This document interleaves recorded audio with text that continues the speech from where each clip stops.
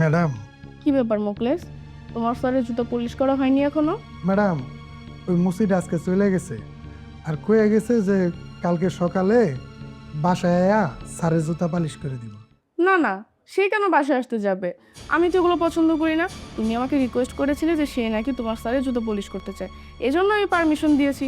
So সে জুতো নিয়ে যাবে, নিয়ে পলিশ করে টাকা নিয়ে দিয়ে যাবে, শেষ। এখানে তো বাসায় আসার কিছু দেখছি না আমি।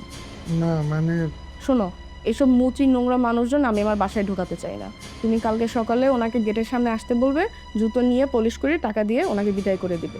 বুঝতে পেরেছো? পরিষ্কারভাবে বলে দিয়েছি। আচ্ছা ঠিক আছে ম্যাডাম। আর শোনো, তোমার স্যার নাকি মাঝে মাঝে গেটের সামনে এসে তোমাকে পায় না। কোথায় যাও তুমি? না ম্যাডাম কিছু করি না, ওই যে মাঝে মাঝে একটু চা খাইতে যাই। আচ্ছা ঠিক আছে, তুমি জুতোটা এখানে রেখে যাও, তোমার স্যার এখন বাইরে যাবে। ঠিক আছে ম্যাডাম।